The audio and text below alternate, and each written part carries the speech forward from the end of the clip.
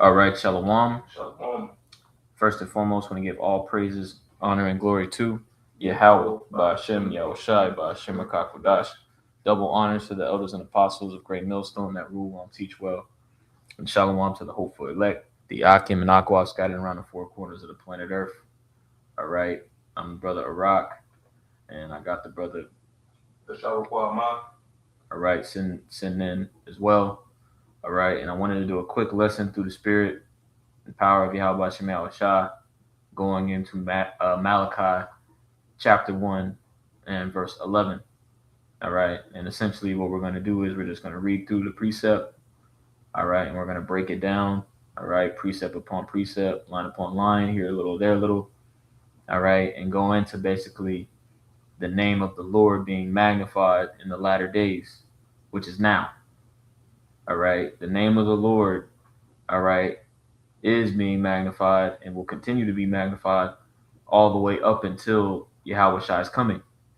All right. And when Yahweh Shai comes, all right, and when the standard is lifted, when brothers are delivered in a miraculous, variety of ways, all right, Esau is taken down and destroyed.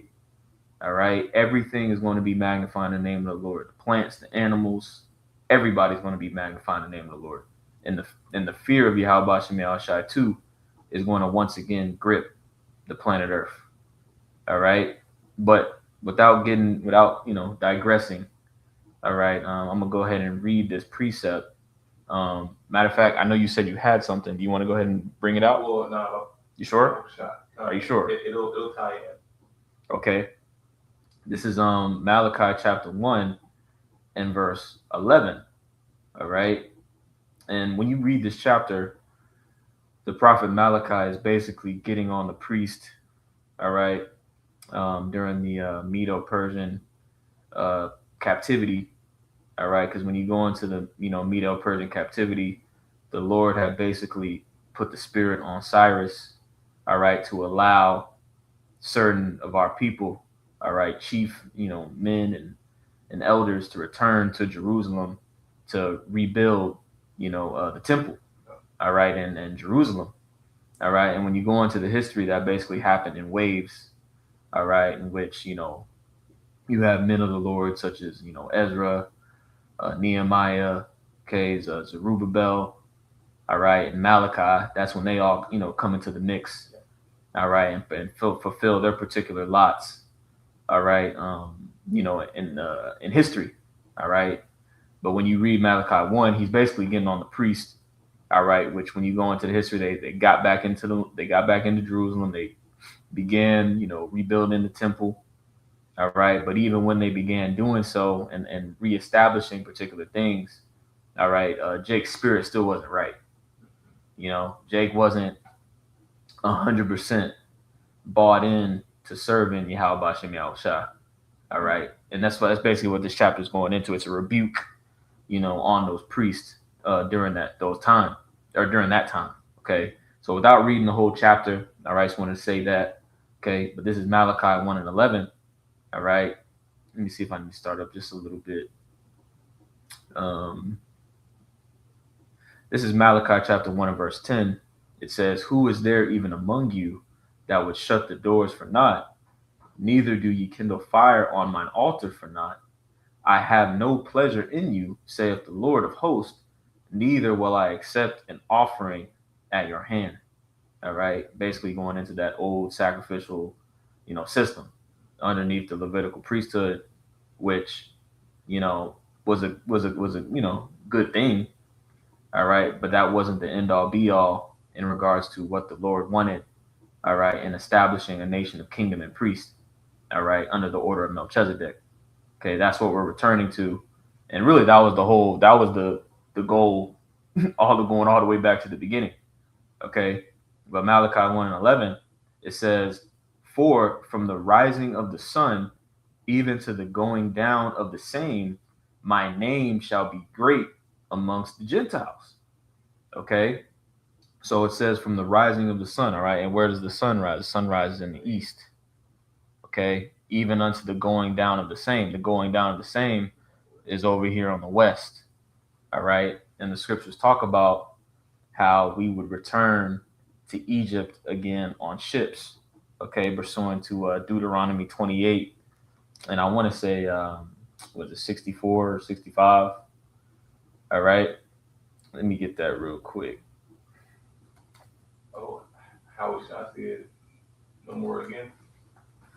Um, nah, maybe, I'm not sure. You got it. This is Deuteronomy chapter 28 and verse 68. It says, "And the Lord will bring thee into Egypt again with ships, by the way whereof I spake unto thee. Thou shalt see it no more again, and there you shall be sold unto your enemies for bondmen and bondwomen, and no man shall buy you." Now, this Egypt right here is talking about America, all right? Because you don't need a ship to get from our land to Egypt. You don't need a ship. You can travel via foot, Yeah. which is how we got up out of there. All right. So this Egypt right here is talking about America, which is on the west, the so-called Western hemisphere. Okay, and then you also have scriptures like, what is it, Jeremiah 3? Okay, the land of the north. I'm gonna get that as well. You know what I'm saying, just to bring out some precepts. All right, because all these precepts you got to link them together, because it's all saying the same thing.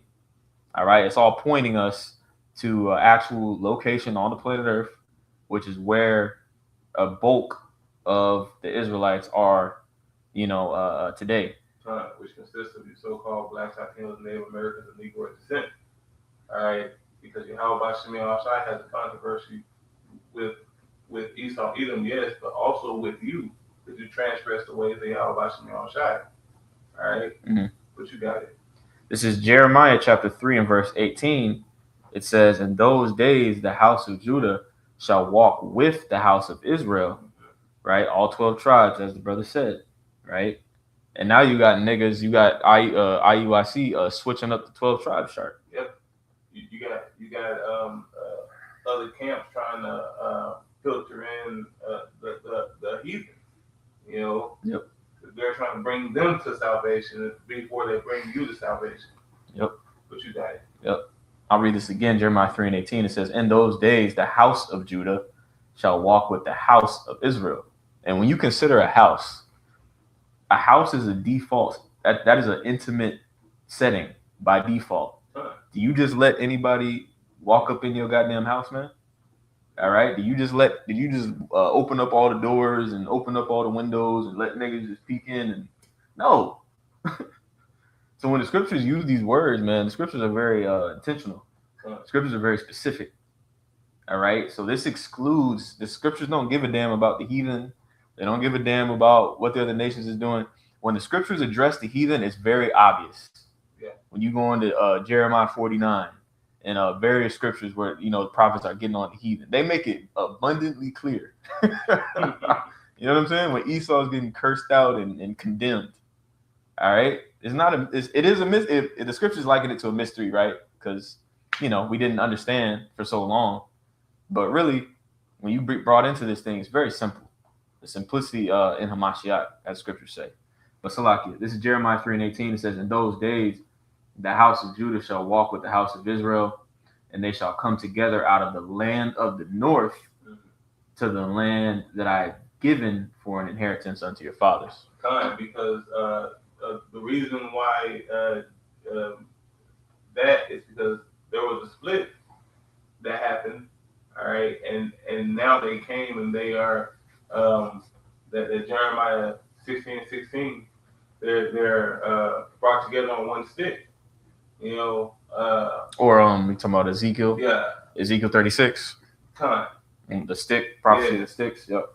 Salakia, misspoke. You good? But because we have been at odds with each other ever since Solomon's time. Mm-hmm. All right, the northern kingdom and the southern kingdom has been butting heads. But Yahweh Shemiah Shai has, made it to where they had to come together because they were both in the same captivity. Before we were in different captivities. Judah, Benjamin, and Levi was under the Babylonians, and the other 10 tribes was under the Assyrians. All right, and they went through the same hell.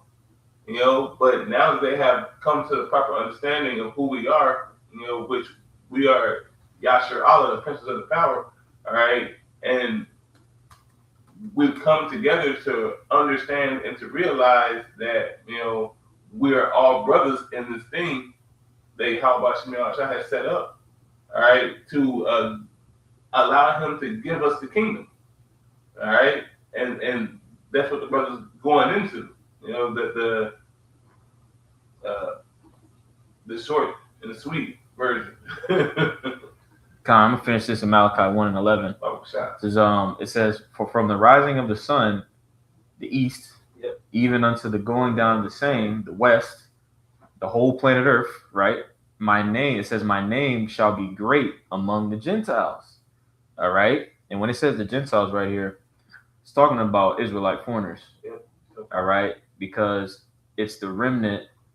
All right, really calling upon the name of the Lord in such a great manner. All right, and really it's GMS. Let's get to the straight and skinny, man. When you listen to all these other camps, who's really pushing the name of the Lord? All right, who's really giving Yahweh B'Shem Yahweh Shah his proper due? All right, and really we can't even do that. We're just doing the best that we can with what we got. And that's really the point of this lesson. All right, emphasizing the name of the Lord, because if you don't have the name, you're not in the game. And that's the spirit, because Yahweh B'Shem Yahweh Shai gave His name, unto GMS, because they feared, because it was fear, and fear applicates reverence. Yep. So since we reverence Yahweh B'Shem Yahweh Shai, He sought it in His good pleasure to give us that portion. Yeah. In order to prophesy in the proper name. Right. All right. Because if you're not prophesying in the name of Yahweh B'Shem Yahweh Shai, your works are in vain. That's it. All right. But you guys, so like y'all want to go on a tangent. We good. It says So I'll finish this precept, and then if you got something, Baba Shah. Malachi 1 and 11, it says, "For from the rising of the sun even to the going down of the same, my name shall be great amongst the Gentiles, and in every place incense shall be offered unto my name, and a pure offering, for my name shall be great among the heathen, saying the Lord of hosts." All right. Okay, so that's happening. All right, and the incense, the pure offering that we're offering now, all right, is our bodies as a living sacrifice, as it says in Romans 12. Okay, but it also says, I want to say in 1 Peter, chapter 4, I want to say it is, where we offering up spiritual sacrifices. Yep. Okay, let me get that. You had precept or anything else? Well, I was going to say how we're giving the offering of our lips. Yeah. Because uttering the name of Yahweh B'Shem Yahweh Shai, for one, is joyous to do. All right. Mm-hmm. All right. Because you're giving praises and honor and glory unto your power. Okay. And then knowing who your power is, knowing where your power source comes from. All right. Knowing that you can plug in, and get rejuvenated. Mm-hmm. All right. Because this flesh died all of day long, but the spirit is renewed day by day. Loosely paraphrase. Yeah.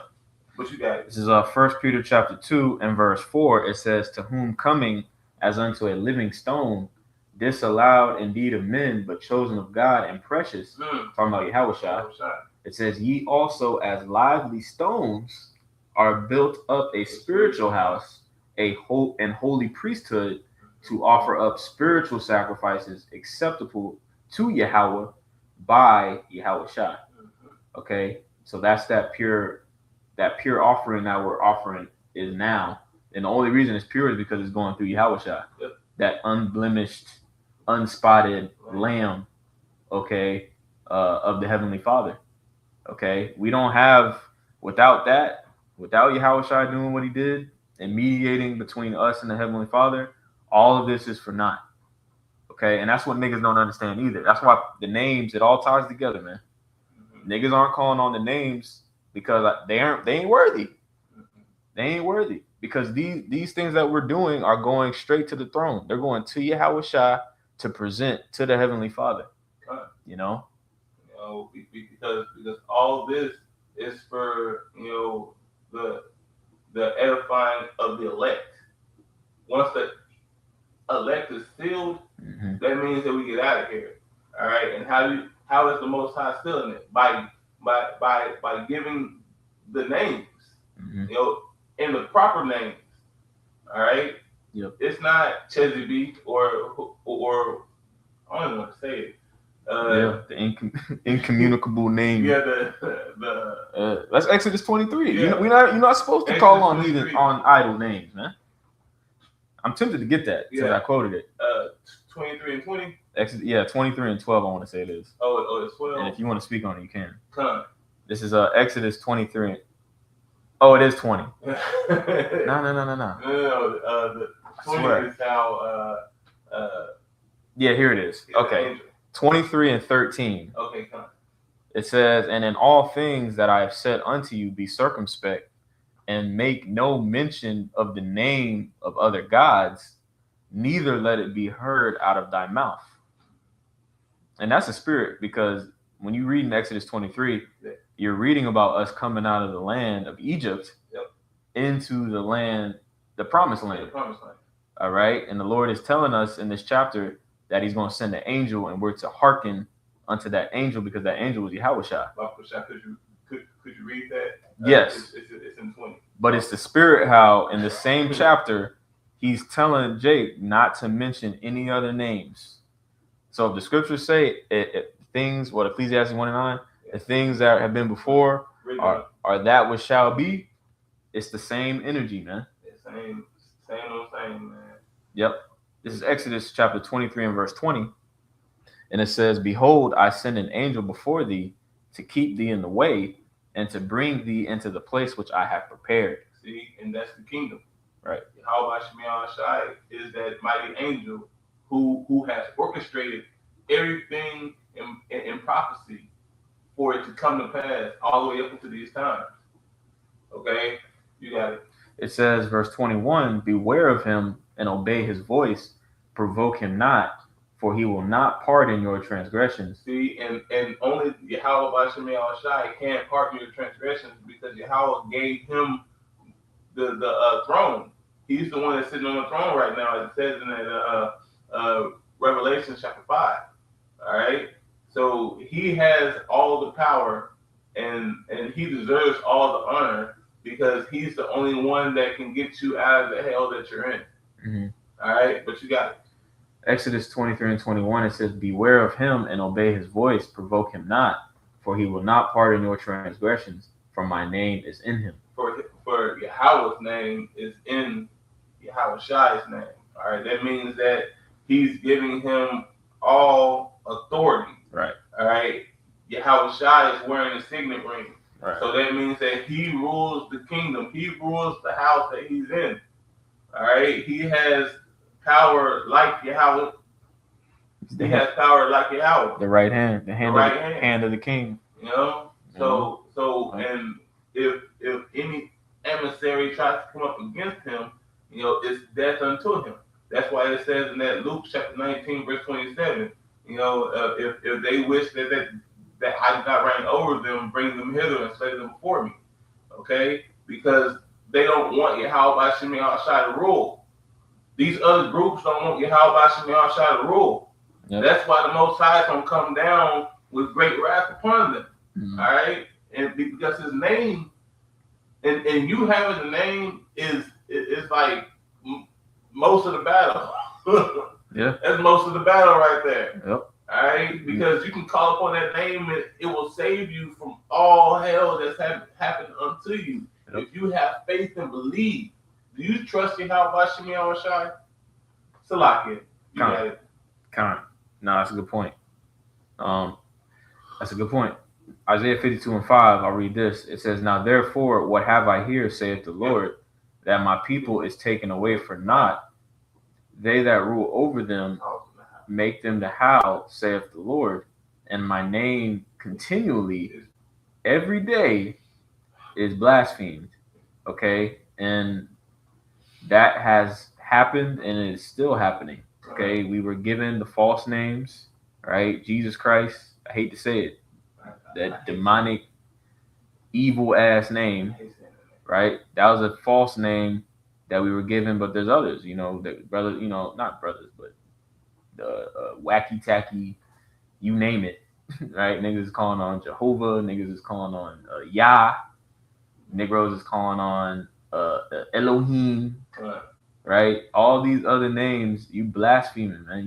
You're sadly mistaken. You're wrong.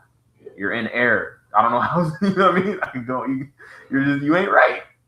And ultimately, the spirit and power of the Lord has to reveal it to you. And not only does it have to reveal it to you, but you have to be given the faith to continually call on it. Yeah. Okay. But this is verse 6. It says, "Therefore my people shall know my name. Therefore they shall know in that day that I am he that doth speak. Behold, it is I." And it's like the brother made the point. Knowing the name is half the battle, man.